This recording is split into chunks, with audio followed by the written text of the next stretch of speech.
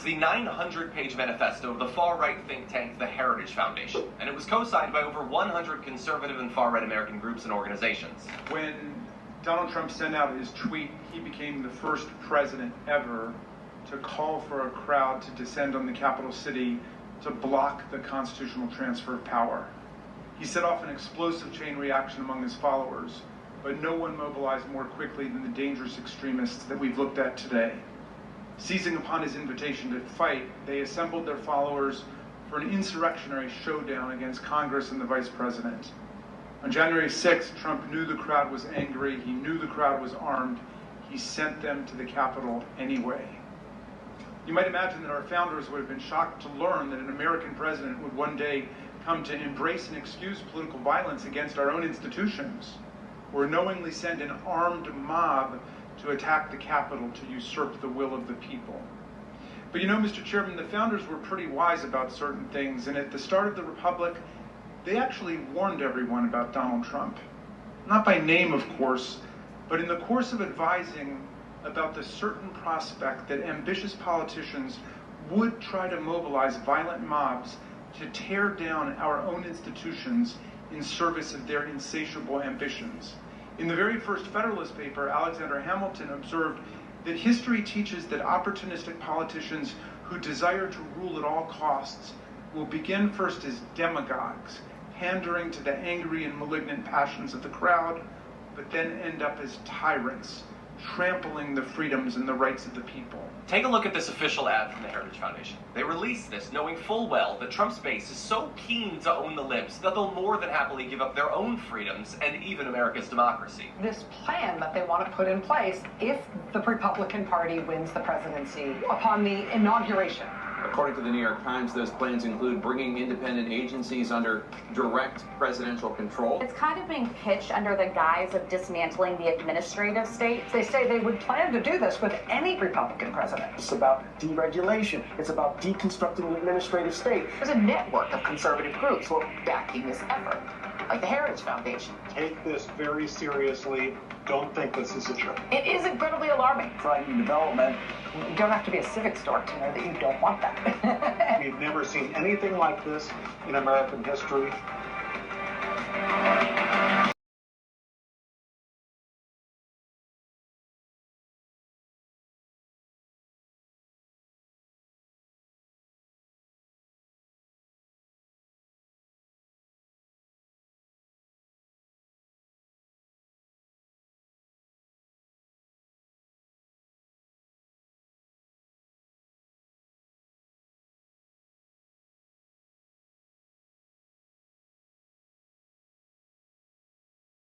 Right, Unite the Right rally is expected to draw over 6,000 people. A year ago, the white supremacist movement shocked the nation with a show of force in Charlottesville, Virginia. You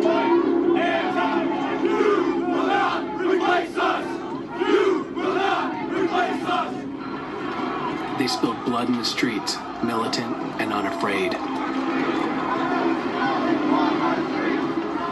Panic and horror in Charlottesville. A car slams into a crowd of counter-protesters when a driver plowed into the crowd, killing a young woman and injuring 19. White supremacists killed one protester and injured dozens of others.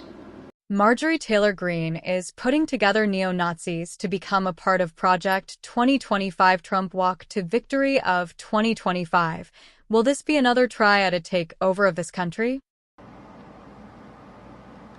Mr. Hamilton, I don't want you to feel left out of this conversation. So, I'm going to make sure I ask you some questions. Let me know if you're having problems answering them, because they really should be yes or no. Let's see, you're the executive director for the America First Legal, correct?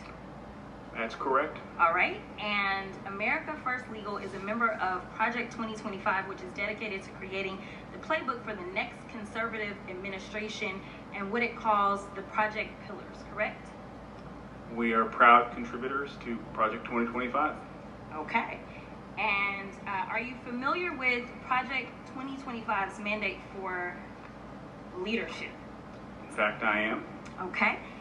And in fact, you wrote some of the sections of this mandate related to the DOJ, correct? Sure did.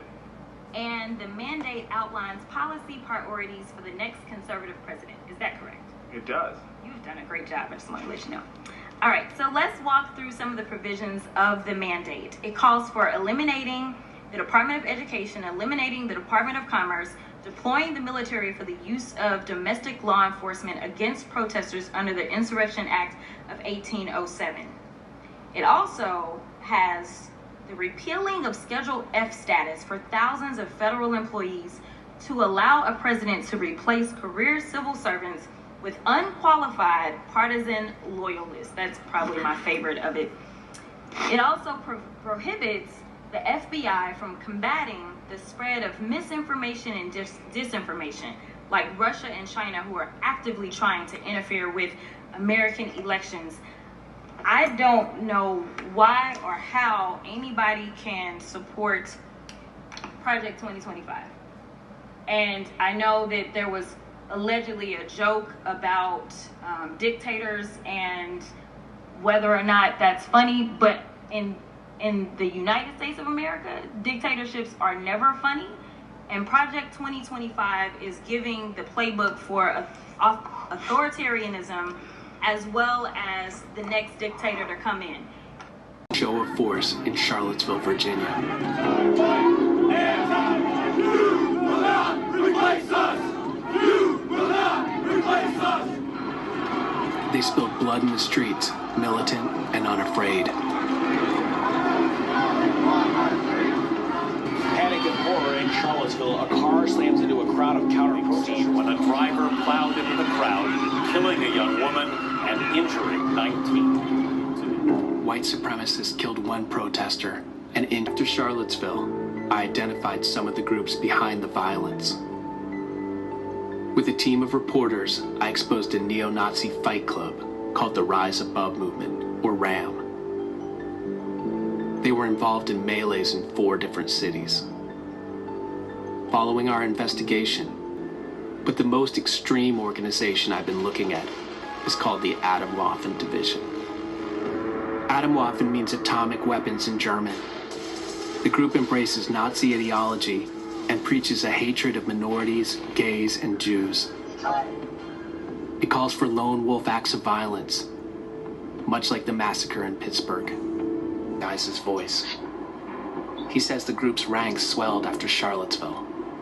So after Charlottesville, people start coming into the group. The people had a huge part in that, of the influx of Zion, Haskin, because they're like, oh, Seagull, wow, this didn't work. Huge rallies don't work.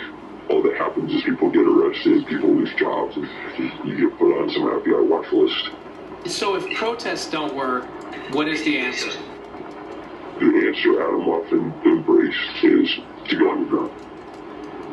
John tells me that Atomwaffen's ideology draws from the writings of an obscure neo-Nazi named James Mason. And kind of lone wolf activity.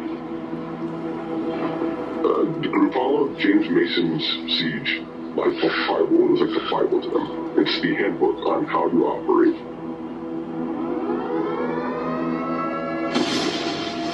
Atomwaffen has made Siege required reading for all of its members. Siege by James Mason. In the role from American Nazi Party founder George Lincoln Rockwell, who in turn took his inspiration from Adolf Hitler himself. He says the